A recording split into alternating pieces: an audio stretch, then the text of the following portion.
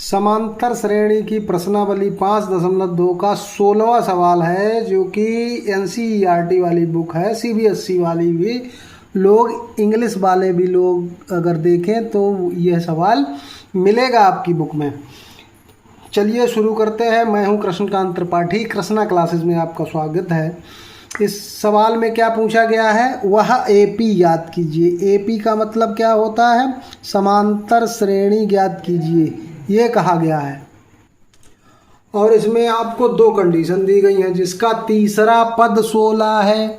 तो सबसे पहले आपको नोट कर लेना है क्या दिया गया है, तीसरा पद 16 दिया गया है और सातवां पद पांचवें पद से 12 अधिक है। कौन अधिक है, सातवां पद। सातवां पद क्या है, पांचवें पद से 5 से ये 12 ज़्यादा है, तो हमने यहाँ बराबर का चिन्ह लगाया। दोनों बराबर कब होंगे, जब पांचवें पद में 12 जोड़ दें तो दोनों बराबर हो जाएंगे। इतनी बात समझ में आ गई? जल्दी बोलो, कमेंट करके बताओ हाँ ये बात समझ में आ गई। अब तीसरा पद का सूत्र हमने कई बार आपको बताया है कि जौन पद पूछा गया है उससे एक कम डी ए में जोड़ के लिखनी है। तीसरा पद का सूत्र क्या होगा, a + 2d बराबर 16। एक ये हमको इक्वेशन मिल गई। दूसरा सातवां पद, सातवां पद का सूत्र क्या होगा, जब हमने बताया d एक कम लिखनी है, तो यहाँ जैसे तीसरा में था तो 2 लिखा, तो सातवां में कितना लिखेंगे, 6d।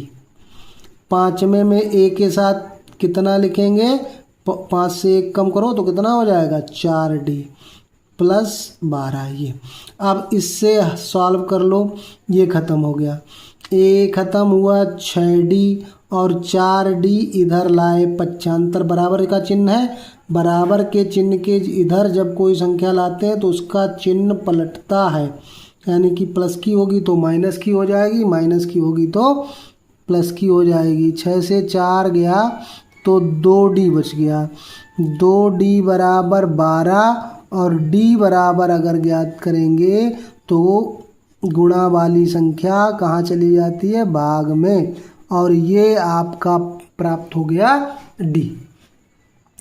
अब d प्राप्त हो गया, इसको यहाँ रख दो। a + 2d, d की जगह पे कितना रखेंगे, 6 बराबर 16। a + 6 दूनी कितना हो गया, 12 बराबर 16। तो a बराबर आपको पता चल गया 16 - 12, यानी कि a बराबर हो गया 4।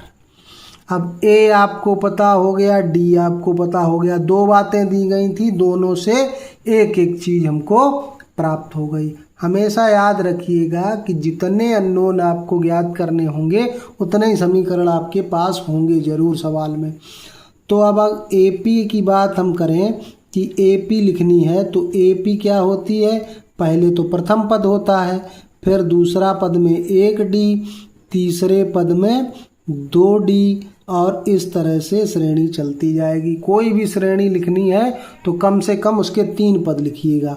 तो a 4 + d का मान 6, 4 + 2d का मान 6 डॉट डॉट कर देंगे, तो ये हो गया 4, 6 4 10, 6 दूनी 12 और 4 16। वॉर्ड मास का नियम लगाएंगे तो पहले गुणा बाद में प्लस, तो ये हो गई हमारी श्रेणी।